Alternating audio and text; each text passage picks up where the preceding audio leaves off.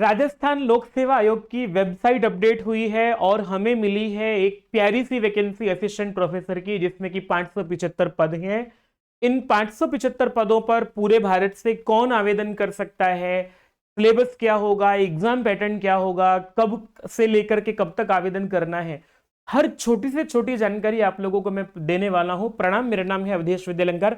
आप लोग जुड़े हुए हैं आपकी अपनी संस्कृत पाठशाला से। आप लोगों को सब्सक्राइब करना है चैनल को। अगर आप लोगों को ऐसी महत्वपूर्ण जानकारियां चाहिए तो बेल आइकन भी दबाइएगा। ये वेबसाइट है आरपीएससी की। आरपीएससी की वेबसाइट पर अगर आप लोग देखोगे न्यूज एंड इवेंट्स में जाकर के, तो एडवर्टीजमेंट नंबर 24 आप लोगों को 2024-25 का मिलेगा, जो कि कॉलेज एजुकेशन में असिस्टेंट प्रोफेसर की वैकेंसी आप लोगों को दिखाएगा। और जब आप लोग इस पर क्लिक करेंगे तो क्लिक करके इस तरह से आपके सामने एक नोटिफिकेशन खुलेगा, जिसमें कि बहुत सारी विषयों की 575 वैकेंसी आपको देखने को मिलेंगी। अगर आप लोग देखोगे तो चित्रकला, अर्थशास्त्र, अंग्रेजी है, भूगोल, हिंदी, बहुत सारे विषयों की अलग अलग नंबर आप लोग देख ही पाएंगे। आपके सामने स्क्रीनशॉट भी ले सकते हैं, वेबसाइट भी जाकर के देख सकते हैं। लेकिन ये ध्यान रखिएगा, क्योंकि राजस्थान में बहुत सारे विभाग हैं। जैसे अभी संस्कृत शिक्षा विभाग की विभाग संस्कृत शिक्षा है, लेकिन वहां भी सभी विषयों की वैकेंसी होती है, क्योंकि वो उस विभाग के अंतर्गत जो कॉलेज चलते हैं उनमें भी सभी विषयों की पढ़ाई होती है। तो इसी तरह से यहाँ पर कॉलेज शिक्षा विभाग है। कॉलेज शिक्षा विभाग के ये कुल मिलाकर के 575 पद हैं जिन पर वैकेंसी निकली है। तो मैं इसकी सारी जानकारी दूं आप लोगों को, उसके पहले ये बता देता हूं कि यहां इस वैकेंसी का जो है ना, तैयारी करने के लिए जो सिलेबस है, किस सिलेबस के आधार पर आप लोग तैयारी करें, उसके लिए आप लोगों को इधर उधर कहीं नहीं भटकना है। सीधा गूगल पर जाकर के सर्च करेंगे आरपीएससी असिस्टेंट प्रोफेसर सिलेबस, तो आपके सामने ये वाली वेबसाइट खुल करके आएगी और इस तरह से सामने आएगा आपके सामने। यहां से आप लोगों को वर्ष चुनना है। वर्ष चुनेंगे आप लोग 2024। फिर आप लोगों को यहां से डिपार्टमेंट चुनना है, क्योंकि अगर आप लोग देखोगे ये वैकेंसी है कॉलेज एजुकेशन की। तो कॉलेज एजुकेशन पर क्लिक करोगे तो आपके सामने इस तरह से आएगा। वर्तमान में आयोग द्वारा उक्त के संबंध में कोई जानकारी प्रकाशित नहीं है, क्योंकि वैकेंसी जो है वो घोषणा आज हुई है और आवेदन करने की तिथि विद्यार्थियों जनवरी से है। तो अभी आपको आने वाले समय में इसका सिलेबस दिख जाएगा। लेकिन आपको अपना सिलेबस देखने के लिए सेम सिलेबस जो है वो संस्कृत कॉलेज एजुकेशन का भी है। यहां क्लिक करेंगे तो आपको अपने विषय का सिलेबस यहीं से दिख जाएगा। जैसे कि हिंदी का है आपका पेपर 1, पेपर 2, आपके सब्जेक्ट के 2 पेपर होते हैं।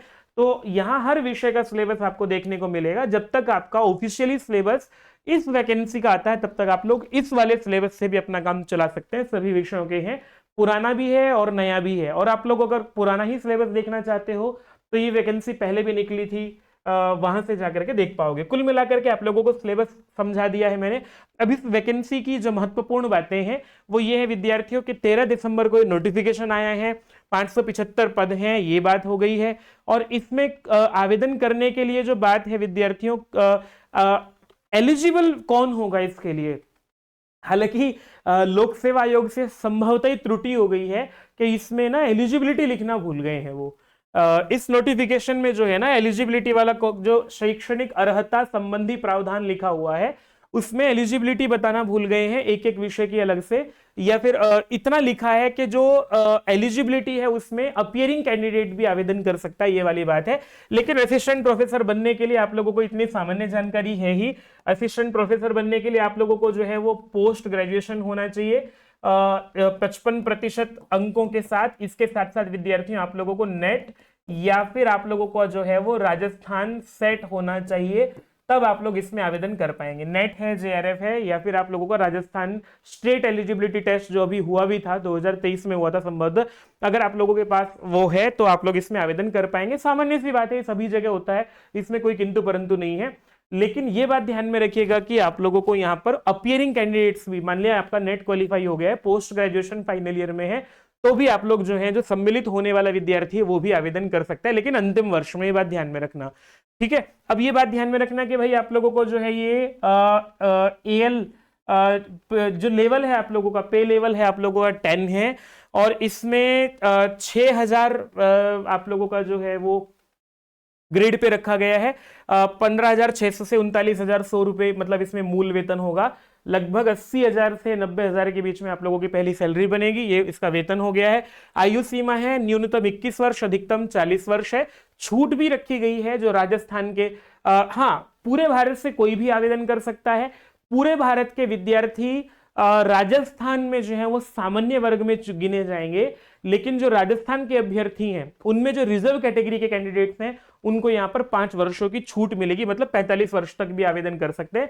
लेकिन पूरे भारत की जो सामान्य वर्ग की महिलाएं हैं उनको 5 वर्ष की छूट दी है। राजस्थान महिलाओं के लिए विशेष योजनाएं चलाता है, तो आप लोगों को 45 वर्ष की महिलाएं भी आवेदन कर सकती हैं, ऐसी कोई समस्या नहीं है। और राजस्थान की जो अनुसूचित जाति, जो रिजर्व कैटेगरी की महिलाएं हैं उनको 10 वर्ष की छूट, मतलब 50 वर्ष तक की होने पर भी जो है वो आवेदन कर सकती है। और जो विडो महिलाएं हैं, विधवा है, उनके लिए आयु सीमा नहीं रखी गई है।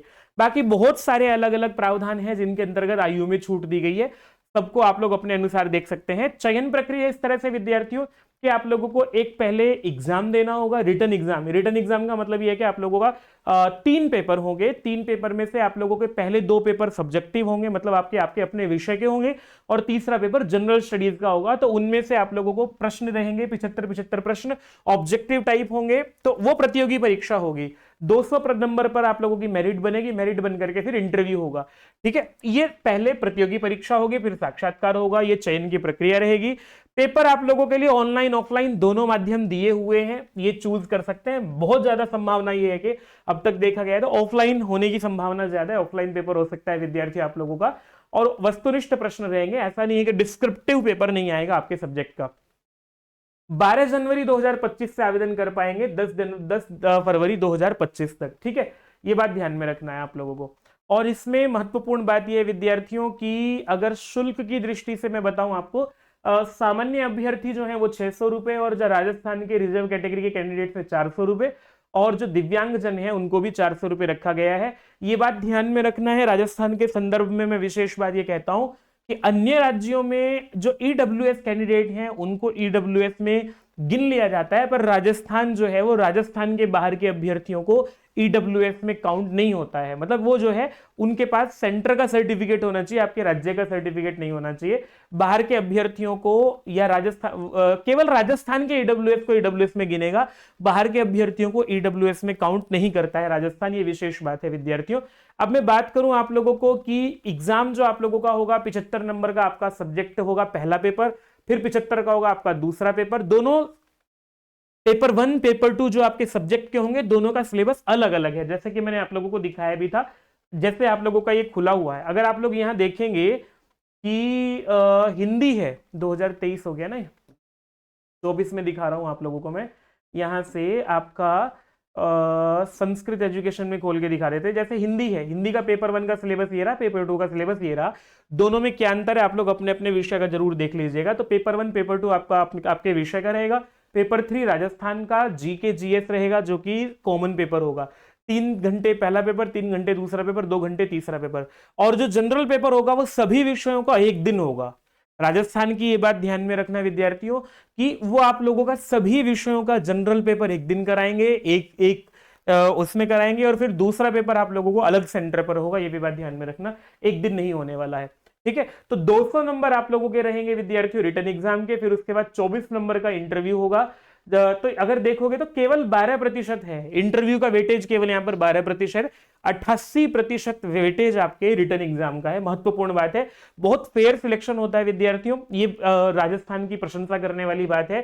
सिलेबस को लेकर के मैंने आप लोगों को बता ही दिया कि वेबसाइट पर अभी अपडेट हो जाएगा, लेकिन अब तब तक आप लोग जो है वो पुराने सिलेबस से भी काम चलाएंगे, कोई नया सिलेबस नहीं आया है, सेम सिलेबस है।